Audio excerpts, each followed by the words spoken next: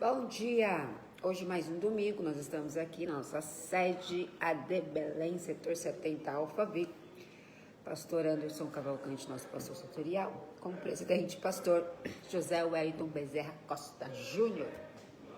Hoje nós estamos continuando nossas lições do segundo trimestre de 2025. E para tanto hoje nós vamos falar sobre o tema da lição de número 4, que é Jesus, o pão da vida. Já visto que domingo passado foi domingo de Páscoa e nós tivemos aqui então uma apresentação cantada de Páscoa, referenciando a morte e ressurreição de Jesus.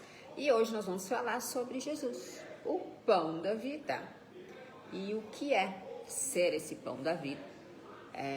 Que será a discussão de hoje em todas as salas presenciais que nós temos aqui na nossa sede. Aliás, você é convidado para estar conosco também participando da nossa EBD presencial, Avenida Copacabana, número 58, Centro Santana de Parnaíba. Você está convidado a estar conosco. E vamos para o tema então, Jesus, o pão da vida. O nosso tema, nossa leitura base desse tema está baseado em João capítulo 6, verso 1 ao 14, versículo do 1 ao 14. Aqui nós temos a passagem ou a história contada referente à multiplicação de pães. Jesus ele está falando com a multidão e a multidão já fazia várias horas, período muito longo que estava ouvindo Jesus. E a gente sabe que um período muito longo, o que acontece? A gente sente fome. E Jesus falou, bom, agora preciso alimentar esse povo. E aí vem um grande desafio, porque os discípulos pensaram com ele, poxa, mas muito dinheiro, é muita gente, 5.000 pessoas, só homens, fora mulheres e crianças, como é que vai alimentar todo mundo? Mas aí de repente alguém encontra, não, o texto não diz como, mas aparece um moço lá, um menino, que tem 5 pães e 2 peixinhos. E aí Jesus alimenta a multidão. A partir de 5 pães e 2 peixinhos. E que lição que a gente tira disso daqui? Que na verdade Jesus, a primeira lição que a gente tira e que o escritor, a proposta do escritor, são 2 propostas nessa lição, é Jesus alimentando o corpo físico das pessoas e Jesus alimentando a alma da pessoa, o espírito. Então a primeira lição é que Jesus estava falando, ensinando coisas do reino de Deus. Mas as pessoas tiveram fome física, fome. E Jesus também alimentou a fome física dessas pessoas. Ou seja, ele tratou das 2 naturezas do ser humano, natureza espiritual e a natureza física, a natureza carnal. E a gente aprende então que a gente acompanhando então essas histórias do milagre, João relata esse milagre, se eu não me engano são 7 milagres que João registra em seu livro, e um desses é a multiplicação dos pães. A gente vai perceber que é impressionante esse milagre. Como é que pode de 2 peixes e 5 pães alimentar mais 5.000 homens, além de crianças e mulheres? Pela ótica humana, a gente for pensar, não faz sentido. O que a gente sabe que a história diz, a gente acredita porque está relatado nas escrituras, João estava lá, os discípulos estavam lá, e eles foram testemunhas oculares desse milagre. O que a gente sabe é que isso aconteceu. A história vai dizer que Jesus deu graças e partiu o pão. E ainda no final sobrou 12 cestos. Parece que, se você for pensar racionalmente, parece que é o quê? É uma história sensacionalista, é um exagero, é uma hipérbole, né? É um exagero. Mas a gente percebe o quê? Que está registrado nas escrituras. E para nós cristãos, se está registrado, aconteceu. E aí vamos nós para os nossos desafios de hoje. Jesus operava milagres, isso é fato. Testemunhos oculares de vários outros milagres que Jesus fez. nós temos historiadores. A arqueologia também vai nos dizer que Jesus operou milagres. Mas tinha uma multidão que seguia Jesus. E qual é o interesse da multidão? E é aqui que eu gostaria de me demorar um pouco mais e talvez já concluir. O que é que acontecia? A multidão seguia Jesus. Mas a multidão seguia e qual era o interesse? Jesus sabia do interesse da multidão, porque afinal de contas Jesus era Deus. Os discípulos, talvez empolgados, eles não conheciam o coração, porque esse é um atributo somente divino, onisciência, saber dos pensamentos, saber o que as pessoas pensam é um atributo somente divino, não ser humano. Então, por isso que nós ficamos impressionados quando há uma multidão, nós fazemos trabalhos, nós fazemos culto, nós fazemos eventos e aparece muita gente. Nós ficamos, puxa, que legal. Mas lá tinha muita gente, porém, Jesus conhecia o coração. E que muitos dos que estavam ali, eles estavam atrás, não dos milagres que Jesus poderia fazer também, mas do que Jesus poderia dar. Bom, Jesus operou, Jesus deu pão, Jesus curou pessoas. Então, eles não estavam atrás de conhecer de fato quem era Jesus. Quem era esse pai que Jesus apresentava? Que reino é esse que Jesus trazia, que mudava a forma de viver, a forma de pensar, a forma de agir, a forma de lidar com o próximo, com o outro ser humano, a forma de lidar consigo mesmo, se cuidar, se melhorar, comer bem, não comer bem, enfim, orar, buscar preparar espiritualmente, deixar certos vícios de lado, deixar o pecado, se arrepender, deixar de ser egoísta, deixar de querer se aparecer, ser melhor que eu.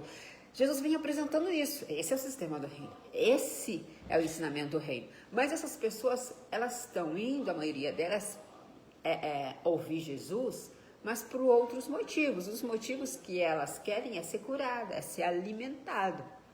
Algumas, talvez, é sentir segura no meio da multidão. Jesus está ali, nada de... Porque a gente não tem relato de que nessa multidão que acompanha Jesus...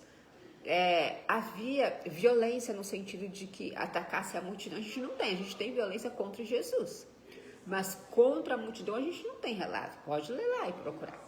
Então muitos ali iam pelos milagres, ia pela comida, ia pela segurança, ia pelo aconchego, porque onde Jesus estava, o ensinamento de Jesus também era acolhedor, acolher todas as pessoas. Mas quando Jesus estava com os discípulos, na verdade, o que Jesus buscava ensinar para eles? Eu ensino para vocês as verdades do reino. Tanto que Jesus falava em parábolas muitas das vezes. E o povo não entendia. E Jesus, ele fazia de propósito, porque Jesus falava assim, eu ensino eles em parábolas, porque o objetivo deles em me ouvir, eles não estão interessados em realmente saber quem eu sou. Eles querem aquilo que eu faço, aquilo que eu posso dar. Agora, vocês não, vocês estão interessados naquilo, de onde eu venho, quem eu sou, quem é o Pai. Vocês querem me conhecer. E vocês querem me copiar. Então eu vou agora interpretar para vocês o que quer dizer as parábolas que eu conto, os exemplos, as histórias que eu trago. O que é que significa? Então, para os discípulos era diferente porque Jesus explicava o que ele estava ensinando para a multidão, que na maioria das vezes ele ensinava de forma simbólica, de forma metafórica, e para os discípulos não, ele abria melhor a cortina do entendimento, das explicações. Então, João vai dizer que Jesus é o pão do céu. Olha só, como assim pão do céu? Jesus é o pão do céu. Porque ainda no nosso meio, essa expressão que Jesus é o pão da vida ainda é muito estranha para muitos cristãos. Muitos cristãos não entendem o que é o fato de Jesus ser o pão da vida. Claro que a gente já falou que Jesus, a primeira coisa que Jesus faz é alimentar, né, o corpo, dar aconchego, dar segurança, tratar primeiro do corpo físico. Mas se o homem interior, a alma, o espírito não for tratado, não for cuidado, não for sarado, não for curado, o exterior também não será. O exterior também continuará sofrendo as mazelas, as dores do homem interior. Isso a gente vê muito em terapia, pessoas que têm traumas de longas datas, nós vamos perceber que essas pessoas constantemente elas estão voltando para o passado, revisitando o passado e sofrendo no presente por coisa que aconteceu lá atrás. Talvez foi maltratado, talvez foi abusado, ou enfim, várias outras coisas. E ainda no presente, depois de vários anos, ainda sofre, porque o interior não foi curado. E quando Jesus fala que ele é o pão da vida, é exatamente nesse sentido. Ele quer alimentar, porque o alimento correto, quando a pessoa se alimenta corretamente, ela não precisa nem de remédio. Ou seja, o próprio alimento já tem todos os nutrientes e os remédios que a pessoa precisa se alimentar corretamente. Pega uma pessoa, por exemplo, que quer emagrecer, né? O que o nutricionista vai falar para ela? Você precisa tirar o carboidrato, você precisa tirar o açúcar, você precisa de excesso de sal, gordura e assim vai. E por fim, você vai precisar fazer exercícios físicos, se movimentar, né? Para esse corpo aí corresponder ao objetivo que a gente quer chegar, o que você quer chegar, o que a pessoa quer chegar, enfim. Então você percebe que, mas ele vai te dar um alimento que você pode, alimentos saudáveis. Você pode comer isso, não pode comer aquilo. Cru, cozido, enfim, frito, tira o frito, coloca o assado. O próprio alimentação e a forma que esse alimento é servido vai te trazer saúde, sem precisar até de remédio. O que adoece, na verdade, o corpo, às vezes, é o excesso de qualquer coisa. Por exemplo, da diabetes, excesso de açúcar, pressão alta, excesso de comida salgada, gordura, enfim, né? Morbidez é o quê? A falta de exercícios físicos e assim por diante. Então, a gente tem várias coisas, né? Que se a gente for ajustando, a gente vê que sem remédio a gente consegue ter uma vida saudável. Então, é interessante que Jesus ele vem trazendo isso. Porque Jesus é o pão da vida que alimenta o ser humano? E porque ele vem trazer o remédio para a alma. Ou seja, ele vem trazer a alimentação correta, a forma de viver certa para o homem interior. Ou seja, o homem interior ele precisa viver de forma que ele fique saudável. E a gente vai entender que o homem interior não é aquela coisa que é aquela energia, né? Aquela aura. Não, o homem interior está na mente. A Bíblia vai tratar, Paulo vai tratar racionalmente esse homem interior. Você precisa matar o homem do pecado. Paulo já vai ser radical. Ou seja, tudo aquilo que te faz pecar, você tem que matar. Ou seja, tudo aquilo que te faz comer mal, se alimentar mal, trazer tristeza, trazer maus pensamentos, tudo aquilo que te traz sofrimento, aquilo do passado que não faz bem para a alma. Filmes, vídeos, pessoas, até mesmo pessoas, lugares, ambientes que te faz mal, corta isso. E aí a gente vai ver lá em Jeremias, tudo aquilo que me traz esperança, me traz... Paulo também vai falar sobre isso. Me traz alegria, tudo aquilo que alimenta minha alma, que me dá alegria, que me dá paz. Então, isso eu procuro, que me dá esperança. Ou seja, pessoas que vêm para me trazer, para complementar aquilo que eu já sou, para me fazer crescer. Lugares que vai contribuir também, tanto minha saúde mental, saúde física, pessoas, ambientes, palestras, estudos, enfim, tudo isso que vai contribuir para que eu tenha uma mente saudável. É isso, esse é o pão que Jesus traz. É o pão que alimenta a minha mente de forma que eu evolua no reino, que eu cresça para o reino e, consequentemente, eu continuo sendo o quê? Mais parecida com Cristo. Então, esse pão da vida que Jesus traz, ele vai se referir ao quê? Ao alimento saudável. Pão e peixe, alimento saudável, né? Claro que o pão de antes não era o mesmo pão que hoje, né? Era o pão feito sem fermento, era um pão, né? E, enfim, tinha várias formas de preparar. Os judeus, eles têm uma alimentação bem saudável, né? E, enfim, não é à toa que ainda existe, nós temos os nossos queridos adventistas, que eles cuidam bem dessa parte de alimentação, né? E é um exemplo que a gente precisa seguir. Não estou dizendo que a gente não vai, né, se tornar vegetariano, não é isso, mas ser cuidadoso naquilo que a gente come, assim como a gente precisa ser cuidadoso naquilo que a gente coloca na nossa mente. Ou seja, cuidado com aquilo que você coloca, com aquilo que você ouve, com aquilo que você dá ouvido, na verdade, com aquilo que você vê, com aquilo que você foca, com aquilo que você gasta tempo colocando aqui na sua mente. Jesus vem trazer o pão da vida, ou seja, Jesus vem trazer para a mente da pessoa, vem trazer coisas que traz saúde, que fica com a mente saudável, com a mente de Cristo. E a mente de Cristo é saudável. Você não vê Jesus depressivo. Você vê Jesus em alguns momentos triste, né? Mas não depressivo. Então, a gente conclui o quê? Que esse pão que Jesus traz, ele exemplifica como um pão de alimentação do corpo, porém, o real significado de um pão que alimenta o corpo, o primeiro objetivo dele é alimentar aqui o espírito. Porque uma mente sarada, gente, uma mente limpa, uma mente... não vou dizer... porque ninguém é perfeito, a gente não está livre de pensar coisas ruins, de pensar, né? Mas a gente o que? Faz o que? A gente vai tirando esses pensamentos, a gente vai rejeitando esses pensamentos e no lugar desses pensamentos que a gente faz? A gente coloca bons pensamentos. É intencional. Tem gente que fala assim, eu não consigo controlar os meus pensamentos. Mas dá sim. O Espírito Santo nos ajuda a ter autocontrole, a ser moderado. É só com a ajuda do Espírito Santo que a gente consegue. Sozinho a gente não consegue mesmo não. Mas esse pão da vida que Jesus dá, que vai alimentar a nossa alma, o nosso espírito, é essa coisa saudável. É essa forma do reino. É esses pensamentos, esses ensinos saudáveis que Jesus traz. Amar o próximo.